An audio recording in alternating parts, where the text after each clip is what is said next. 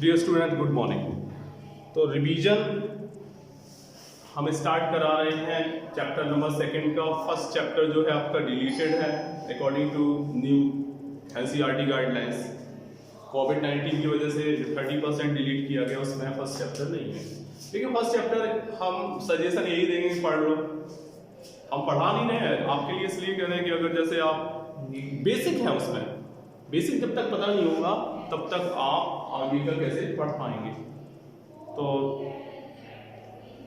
ये जो sexual reproduction in flowering plants है, तो इसको समझने के लिए आपको इवेंट्स समझने होंगे। कौन कौन से इवेंट्स होते हैं। तो पहला इवेंट होता है प्री फर्टिलाइजेशन इवेंट।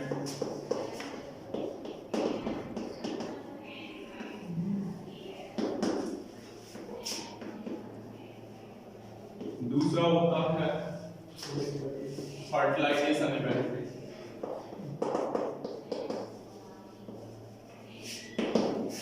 और third and last one is post fertilisation.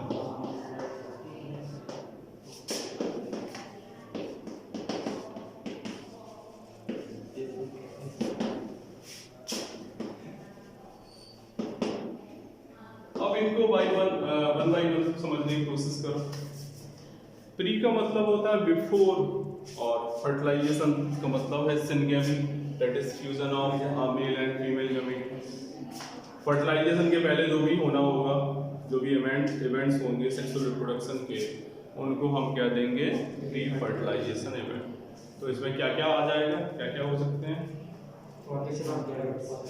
तो सबसे पहले होगा फॉर्मेशन ऑफ गैमीट। दो स्टेप आ जाएंगे। एक तो होगा फॉर्मेशन ऑफ गैमीट, और फॉर्मेशन ऑफ गैमीट को क्या बोलते हैं वैसे, gametogenesis. Yes, gametogenesis. And you know that gametogenesis दो तरीके से होगा। If it takes place in the male तो बोलेंगे स्पर्मेटोजेनेसिस या microsporogenesis. If it takes place in the female तो उसको oogenesis और मेगास्पोरोजेनेसिस कहेंगे। फ्लावरिंग प्लांट की केस में अगर गैमेटोजेनेसिस की बात करें तो गैमेटोजेनेसिस में हम माइक्रोस्पोरोजेनेसिस का मतलब पढ़ेंगे pollen grain, how the pollen grains are formed.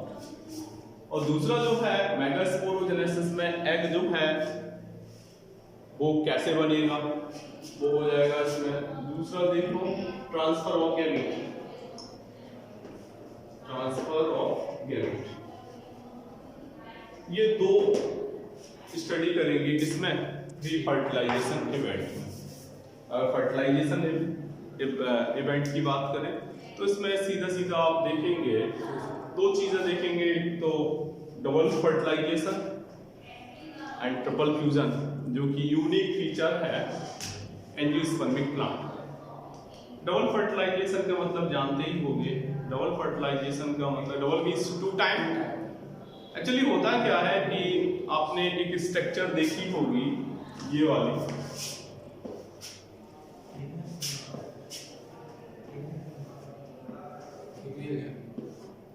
Female gamete नहीं है, फीमेल रिप्रोडक्टिव ऑर्गन है, पार्ट है फ्लावर का, ठीक है। और फीमेल रिप्रोडक्टिव पार्ट में आपको पता ही है दो होंगे, 3 पार्ट होंगे इसके। जैसे ये तो स्टिग्मा बना दिया मैंने, this one is long cylindrical, this is style, and ये जो है सॉलिन पार्ट है, इस सॉलिन पार्ट को हम क्या कहेंगे, ओवरी कहेंगे, ठीक है। तो इसमें क्या होगा, चलो पहले यहां से समझो, शुरुआत से देखें इसको। अच्छा, पोस्ट फर्टिलाइजेशन इवेंट का मतलब क्या है। पोस्ट फर्टिलाइजेशन इवेंट का मतलब है कि जब जाइगोट बन गया है, जाइगोट के बाद सीड बनना है। तो सीड कैसे बनेगा, पहले जाइगोट का सेल डिवीजन होगा, सेल डिवीजन से मल्टीसेलुलर एम्ब्रियो बनेगा, और मल्टीसेलुलर एम्ब्रियो कवर्ड रहेगा सीड कोट से। उसमें एंडोस्पर्म होगा जो कि प्रोवाइड करेगा नरिशमेंट ड्यूरिंग डेवलपमेंट। और फाइनली जब इसको बोया जाएगा तो एप्रोप्रिएट कंडीशंस आएंगी तो इसमें सीडलिंग होगी और न्यू प्लांट बन जाएगा। तो ये हो जाएगा पोस्ट फर्टिलाइजेशन इवेंट। शुरुआत करते हैं प्री फर्टिलाइजेशन इवेंट्स। तो प्री फर्टिलाइजेशन इवेंट में जैसा कि हमने बता चुके हैं कि फॉर्मेशन ऑफ गैमीट्स क्या होगा, ये फॉर्मेशन ऑफ गैमीट्स है, ठीक है। और इसको हम बोल सकते हैं क्या और करके गैमेटोजेनेसिस। तो इसमें क्या होगा कि एंथर सुना होगा आप लोगों ने। यहाँ एक चीज और देखो बना दें,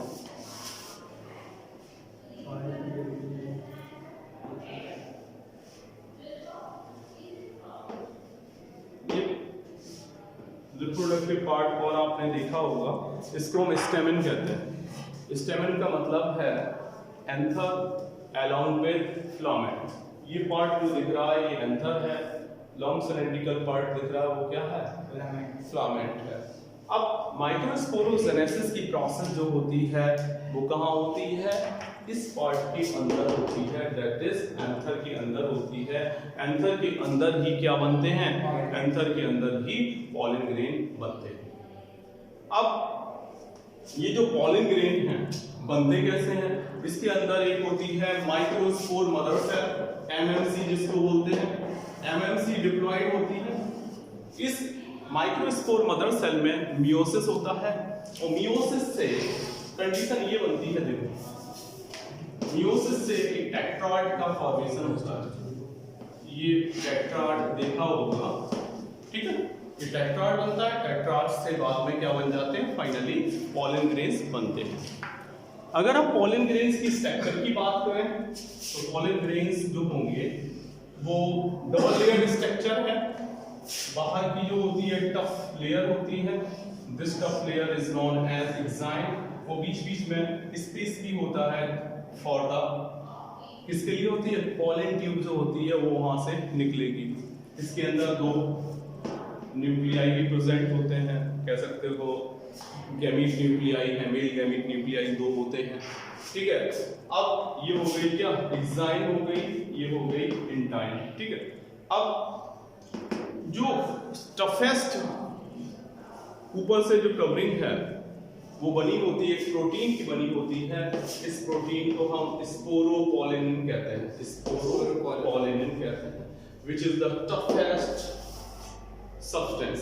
ये सबसे टफेस्ट है प्रोटीन। केमिकल से भी इसको नहीं हटाते। यस, इस एक्चुअली पॉलन ग्रेन्स को वायबल रहना है और वायबल रहने के लिए उनको डिफरेंट जो अनफेवरेबल एनवायरमेंटल कंडीशंस हैं उनसे भी प्रॉब्लम होगी।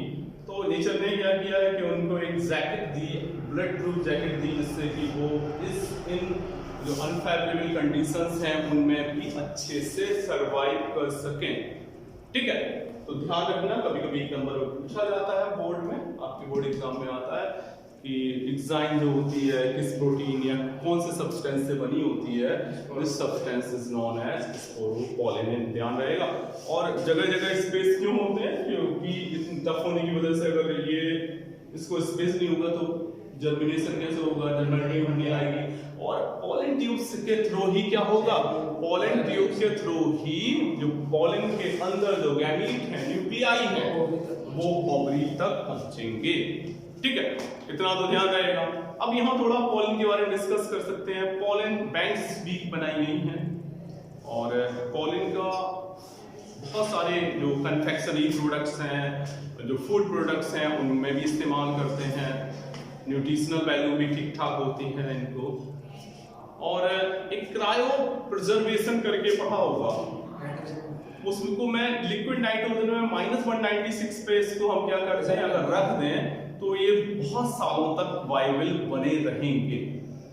और अगर हम इनकी सर इसी पे तो एक सीड बैंक बना हुआ है नॉर्थ एंड साउथ पोल पर। बिल्कुल है, बिल्कुल है। चलो ठीक है। तो इसके बाद हम अगर पॉलन का इकोनॉमिक इंपॉर्टेंस, जैसे बी टैबलेट भी बनती हैं, तमाम कंपनियां कुछ बनाती हैं, और अगर हम इनका वैसा एक्सपेक्ट देखें, हार्मफुल एस्पेक्ट देखें, तो आपने कैरेट ग्रास के पॉलन ग्रेन्स को देखा होगा, अनुभव किया होगा, एलर्जी हो जाती है, स्किन एलर्जी हो जाती है, इवन अस्थमा भी हो जाता है। कुछ ऐसे हैं जो कि हमारे रेस्पिरेटरी ट्रैक्ट के अंदर जाके हमारे जो लंग्स हैं उनकी एल्वियोली तक पहुंच सकते हैं, जिसकी वजह से उनमें इन्फ्लामेशन आ जाएगा और रेस्पिरेटरी डिसऑर्डर वगैरह हो जाते हैं। तो ये बात आपको अच्छे से याद रखनी है कि सप्लीमेंट में भी इस्तेमाल होता है, काफी महंगा। मैंने बोला ना फूड सप्लीमेंट, सप्लीमेंट का मतलब फूड से ही तो है, तो उन्हीं में इनका इस्तेमाल किया जाता है पॉलिन का। और इसमें अगर हनी बी की बात करें, इंसेक्ट की करें, तो इंसेक्ट का बहुत बड़ा रोल है, क्योंकि जो भी आपको पता है पॉलिनेशन में सबसे ज्यादा रोल किसका है, इंसेक्ट का। एंटोमोफिली पड़ी होगी तो वो भी। तो ये तो हो गई इसकी बात, फॉर्मेशन ऑफ गैमीट। इसी प्रकार से मेगास्पोरोजेनेसिस होगा, मेगास्पोरोजेनेसिस में भी मियोसिस होगा, बट उससे एक ही वाइबल वो बनता है, बाकी के डीजेनरेट हो जाते हैं जो बनते हैं। और इसके बाद प्री फर्टिलाइजेशन इवेंट में एक तो हम बता रहे थे क्या, about the formation of gametes, and हम बात करेंगे about the transfer of gamete.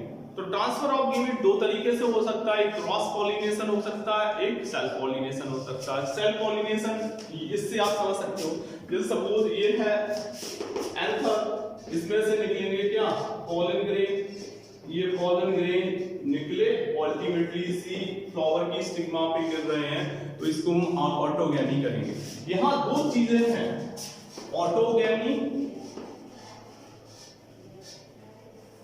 और जिटेनोगैमी।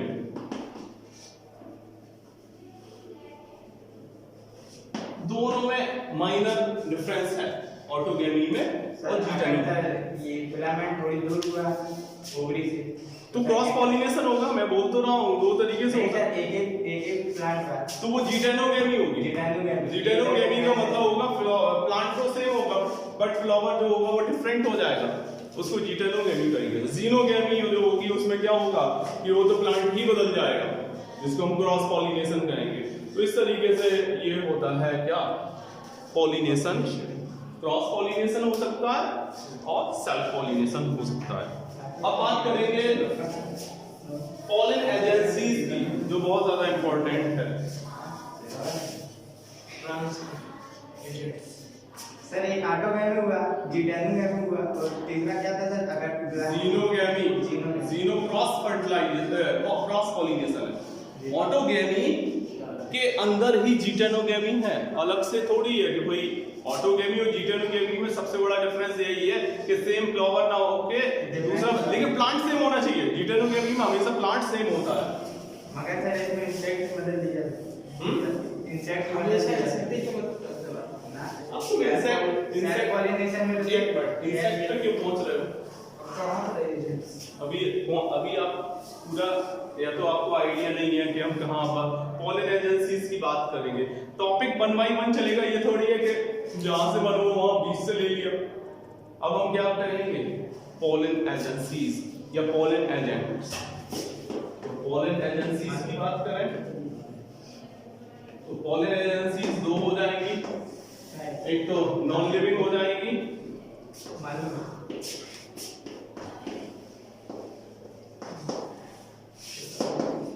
और दूसरी हो जाएगी लिविंग। नॉन लिविंग में दो होंगी, कौन कौन सी होंगी, एक तो हो जाएंगी एयर, बिल्कुल हो जाएगी। एयर के थ्रू होगा तो बोलेंगे कि आप शांत रहना, हाँ बताओ एयर हमने तो अंदाज दिया था एक नॉन लिविंग एयर आई पॉली है, अंदाज ना तो शांत रहो, ठीक है, बाद में बात करेंगे, ठीक। अंदाज से नहीं चलता, साइंस कभी अंदाज से नहीं चलेगा। देखो एक को एनिमोफिली कहेंगे, एनिमोफिली, और एक को कहेंगे हाइड्रोफिली। ये हाइड्रोफिली जो होगा, जो एक्वेटिक प्लांट होंगे, एक्वेटिक प्लांट में हाइड्रोफिली होगी। तो एनिमोफिली का मतलब है pollination by the help of air, anemophily. और अगर वाटर की हेल्प से हो रहा है तो उसको कहेंगे bye the help of water, इसको कहेंगे, कौन सा कहेंगे, इसको कहेंगे हाइड्रोफिली। जान रहे हैं, एनिमोफिली हो गया, हाइड्रोफिली। लिविंग में देखो, लिविंग कई हो सकते हैं, पहला एंटो हो जाएगा, एंटोमोफिली। दूसरा हो जाएगा ऑर्निथोफिली,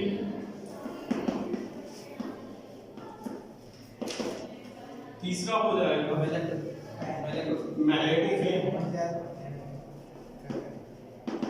चौथा हो जाएगा डायरेक्ट एरोफिली।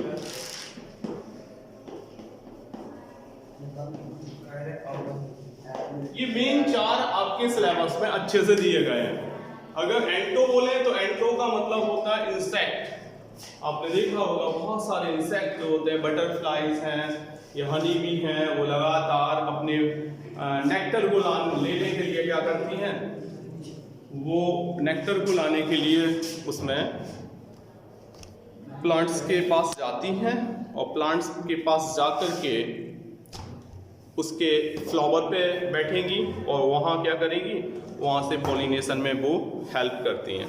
ठीक है, तो इस तरीके से अगर आप कोई कहे व्हाट इज़ एंटोमोफिली तो आप आंसर कर सकते हैं कि pollination by the help of insect is known as entomophily. On the other hand अगर बात करें किसकी, ऑर्निथोफिली की, तो आपने एक ब्रांच पढ़ी होगी ऑर्निथोफिली। ऑर्निथोफिली की जगह क्या आप बोलोगे, ऑर्निथोलॉजी। ऑर्निथोलॉजी का मतलब होता है स्टडी ऑफ बर्ड्स। तो अगर बर्ड्स के हेल्प से अगर हो रही है, जैसे हमिंग बर्ड वगैरह हैं, उनके हेल्प से होता है तो उसको क्या कहते हैं, उसको कहते हैं ऑर्निथोफिली। तीसरा जो है मेलेकोफिली। मेलेकोलॉजी, एक मेलेकोलॉजी होती है, एक कॉन्कोलॉजी होती है। मेलेकोलॉजी का मतलब होता है स्टडी ऑफ मॉलस्क। तो अगर स्नेल वगैरह है, अगर मॉलस्क की हेल्प से अगर हो रही है तो उसको कहेंगे मेलेकोलॉजी। और लास्ट हमने लिखा कायरेप्टेरोफिली। कायरोप्टेरा में आते हैं कौन, फ्लाइंग जो मैमल्स हैं उनको हम रखते हैं कायरोप्टेरा में। आपने 11th में पढ़ा होगा जो मैमेलिया का जो क्लासिफिकेशन है उसमें रोडेंसिया या फिर कायरोप्टेरा कई उसमें डिवाइड किया गया उसको। तो ये कायरोप्टेरोफिली का मतलब है pollination by the help of bat. तो इतने तरीके से पॉलिनेशन जनरली होता है। पॉलिनेशन के बाद अब आप पढ़ेंगे about the transfer of gamete, क्योंकि पॉलिनेशन हो गया। अब पॉलिनेशन की अगर डेफिनेशन की बात करें तो पॉलिनेशन की डेफिनेशन क्या होती है, what do you mean by pollination? Transfer of gametes from transfer of pollen grains, that is male gamete enter to stigma।